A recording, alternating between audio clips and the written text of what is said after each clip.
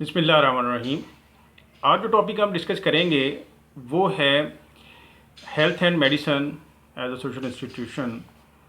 अगर हम health institutions की बात करते हैं तो बेसिकली कोई भी सोसाइटी जितनी ज़्यादा डेवलप होती है तो उसकी डेवलपमेंट जो है वो बेसिकली देखी जाती है कि इसका जो हेल्थ सेक्टर है वो कितना स्ट्रॉन्ग है या एजुकेशन सेक्टर जो है वो कितना स्ट्रॉन्ग है। किसी भी कंट्री का पर कैपिटल इनकम का इंक्रीज़ होना वो उनके स्टैंडर्ड ऑफ लाइफ को जो है वो शो करता है। और स्टैंडर्ड ऑफ लाइफ क्या है कि आप कितनी अच्छी हेल्दी लाइफ जो है वो एक्सपीरियंस कर रहे हैं। तो अच्छी हेल्दी लाइफ आप कब एक्सपीरियंस करेंगे? जब वही कि आपकी एक तो डाइट अच्छी होगी और दूसरा फिर जो आपका हेल्थ सिस्टम है उस कंट्री का वो जितना ज़्यादा स्ट्रॉन्ग होगा, क्योंकि लोग जो हैं वो आसानी के साथ अपने जिस्म में होने वाली डिफरेंट तब्दीलियों को जो है वो एनालाइज कर सकते हैं। अगर एक हेल्थ इंस्टीट्यूशन डेवलप है तो किसी भी सोसाइटी के अंदर मींस कि आपके टेस्ट हो सकते हैं, और अगर आपको कोई भी अलामात आती हैं तो आप आसानी के साथ टेस्ट करवा सकते हैं। और जितने सस्ते और आसानी के साथ हो सकते हों किसी भी कंट्री के अंदर या किसी सोसाइटी के अंदर, तो समझा जाता है कि वो सोसाइटी जो है या वो कंट्री जो है वो उतना ही ज़्यादा डेवलप है। ठीक है, तो इसी तरह इसको और आसानी के साथ समझने के लिए अगर आप डेवलप कंट्री का हेल्थ सिस्टम देखें और डेवलपिंग कंट्री का हेल्थ सिस्टम देखें तो आपको दोनों में वाज़ेह फ़र्क जो है वो नज़र आएगा। जो डेवलप कंट्री हैं वहाँ का हेल्थ सिस्टम बड़ा स्ट्रॉन्ग है और उनके पास जो है वो जदीद आलात जो हैं और मशीनरी जो है वो हॉस्पिटल्स के अंदर प्रेजेंट होती हैं। और इसी तरह अगर आप डेवलपिंग कंट्रीज़ को देखते हैं तो वहाँ तो जो बेसिक आलात होते हैं यानी कि वो जो कह लें अल्ट्रासाउंड मशीन्स वगैरह या वेंटिलेटर की जैसे आजकल बात हो रही है तो वो ही नहीं होते हैं। ठीक है, तो ये जो है वो बेसिकली एक बहुत इंपॉर्टेंट इंस्टीट्यूशंस है किसी भी सोसाइटी के लिए। ठीक है, और सोसाइटी की डेवलपमेंट और कह लें कि लोगों की यानी सिटीज़न की डेवलपमेंट जो है वो सारी की सारी उनकी सेहत के साथ रिलेटेड है। और सेहत जो है वो ज़ाहिर बात है हेल्थ जो है वो हेल्थ इंस्टीट्यूशंस के साथ रिलेट होती है। ठीक है, अगर हम मज़ीद जो है वो हेल्थ की बात करें कि हेल्थ की टाइप्स जो हैं वो कितनी किस्म की होती हैं, तो जनरली हेल्थ को तीन जो है वो बेसिक टाइप्स में डिवाइड किया जाता है। एक होती है जिसको हम कहते हैं फ़िज़िकल हेल्थ। फ़िज़िकल हेल्थ क्या होती है? यानी कि आप फिज़िकली कितने स्ट्रॉन्ग हैं, मसल्स आपके कितने स्ट्रॉन्ग हैं। मज़ीद जो आपके बॉडी आर्गन्स हैं जिसमें आपका हार्ट है और आपका कह लें कि जैसे हम देखते हैं कि पेंक्रियाज यानी कि जो शुगर वगैरह जैसे रिलेटेड है, पेंक्रियाज क्या वर्क कर रहा है नहीं कर रहा है। ठीक है, और बाकी जो कह लें कि आपके बॉडी के जो सिस्टम्स हैं जिनमें सर्कुलेटरी सिस्टम है, ठीक है, रिस्पिरेटरी सिस्टम है, डाइजेस्टिव सिस्टम है, ये सारे सिस्टम जो हैं वो किस तरह काम कर रहे हैं। अगर तो हेल्दी काम कर रहे हैं, प्रॉपरली काम कर रहे हैं तो फिर आप हेल्दी हैं, अदरवाइज़ आपको कोई ना कोई डिजीज़ हो सकती है। ठीक है, तो पहली जो है वो फिज़िकल हेल्थ देखी जाती है किसी भी इंडिविजुअल की। दूसरी टाइप जो है वो है मेंटल हेल्थ, यानी कि जो बेसिकली फ़िज़िकल हेल्थ जो मेंटल हेल्थ है वो भी फ़िज़िकल हेल्थ से ही रिलेटेड है, यानी कि जो माइंड है वो भी आपकी बॉडी के अंदर ही प्रेजेंट होता है। लेकिन इसको हम बेसिकली फ़िज़िकल हेल्थ से थोड़ा डिफरेंट रखते हैं। डिफरेंट क्यों रखते हैं इसको? इसलिए रखते हैं कि आप देखते हैं कि एक बंदा जो होता है वो फिज़िकली तो बिल्कुल फिट है, मतलब आपकी उसकी बॉडी तो मसल्स बड़े स्ट्रॉन्ग हैं, हार्ट भी प्रॉपर काम कर रहा है, बाकी जो कह लें कि बॉडी सिस्टम्स हैं वो सारे के सारे, रेस्पिरेटरी सिस्टम भी ठीक चल रहा है, सर्कुलेटरी सिस्टम भी ठीक चल रहा है, डाइजेस्टिव सिस्टम भी सारा ठीक है। लेकिन वो बंदा फिर भी अनफिट होता है, यानी कि अगर उसका माइंड ठीक नहीं काम कर रहा तो वो पागल है, तो वो सोसाइटी के लिए जो है वो यूज़फुल पर्सन नहीं रहता। ठीक है, तो इस वजह से जो मेंटल हेल्थ है उसको अलग किया जाता है फिज़िकल हेल्थ से।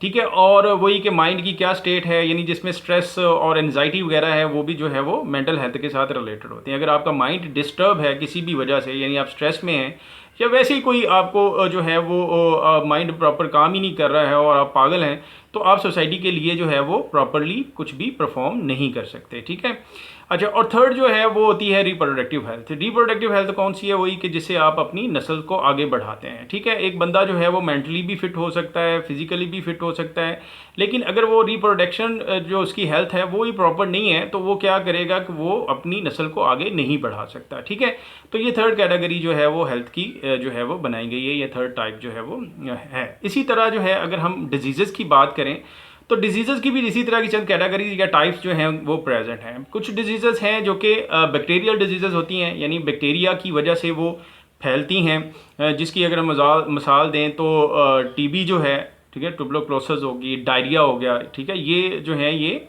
बैक्टीरियल डिजीज़ हैं। इसी तरह कुछ वायरस की डिजीज़ होती हैं, जिसकी सबसे बड़ी मिसाल जो है ये कोरोना वायरस जो है ये है, ठीक है। इसी तरह एड्स जो है, एड्स भी जो है वो वायरस की डिजीज़ है, ठीक है। इसी तरह कुछ जो हैं वो फंगस की वजह से भी कुछ डिजीज़ जो हैं वो होती हैं लोगों को, ठीक है।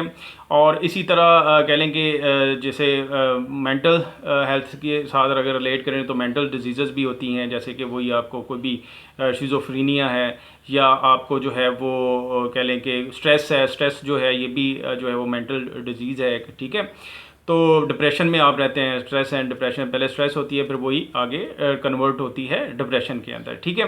तो वो जो मेंटल कह लें कि हेल्थ से रिलेटेड डिजीज़ हैं उनको हम सेकंड कैटेगरी में रखेंगे। इसी तरह जो है वो रिप्रोडक्टिव हेल्थ से रिलेटेड भी डिजीज़ जो हैं वो प्रेजेंट हैं, जो कि जिससे वो वही फीमेल का एग नहीं प्रॉपर बन रहा, या मेल जो है उसमें स्पर्म्स की तादाद जो है वो कम है। तो इस किस्म की जो है वो डिजीज़ जो कि रिप्रोडक्टिव हेल्थ से रिलेटेड है, या उसको STC भी कहते हैं हम, सॉरी, जो कि सेक्सुअली ट्रांसमिट डिजीज़ होती हैं, STDs हम को कहते हैं, ठीक है।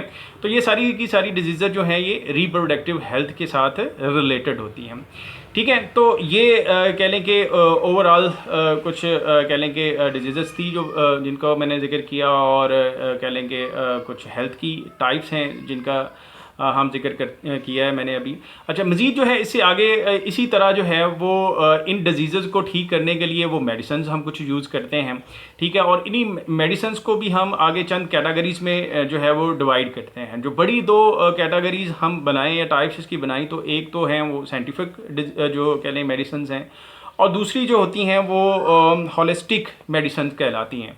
साइंटिफिक मेडिसिन कौन सी हैं? साइंटिफिक मेडिसिन वही जो ये एंटीबायोटिक्स हैं, जो है जो पेन किलर हम लेते हैं, एंटी एलर्जिक जो लेते हैं।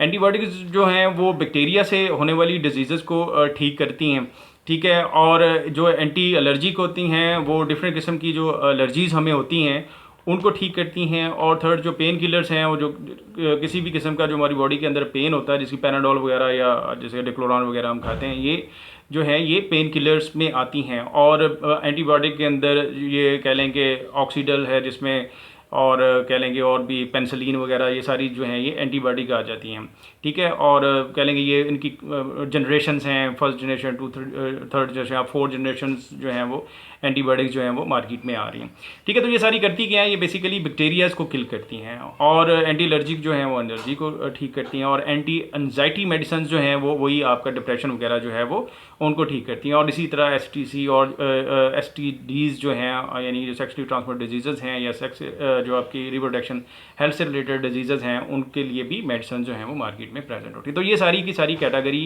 की मेडिसिन जो हैं ये साइंटिफिक मेडिसिन में आती हैं। और इसी तरह दूसरी जो कैटेगरी या टाइप की मैंने बात की है होलिस्टिक मेडिसिन में, तो इसमें जो हम कहते हैं कि ये देसी हकीम वगैरह आते हैं, ठीक है, जो कि देसी जड़ी बूटियों के साथ इलाज करते हैं, या कि जिनको हम बेसिकली क्वाक्स भी कहते हैं, ठीक है। ये जो दम वगैरह करके भी ठीक करते हैं, और उसके साथ कुछ ना कुछ जो है वो जड़ी बूटियाँ वगैरह, और या तेल शेल की मालिश, और जैसे कहते हैं कि हड्डी जोड़ वगैरह होते हैं जो हड्डियों को जोड़ते हैं, ठीक है। तो ये जो सारे लोग आ जाते हैं, ये जो साइंटिफिक के अलावा मेडिसिन जो हैं वो लोगों को देते हैं, ये सारी की सारी मेडिसिन जो हैं वो होलिस्टिक मेडिसिन कहलाती हैं। बेसिकली अब जो कह लें कि ये साइंटिफिक मेडिसिन्स हैं ये बहुत ज़्यादा पॉपुलर हैं हमारी सोसाइटी के अंदर।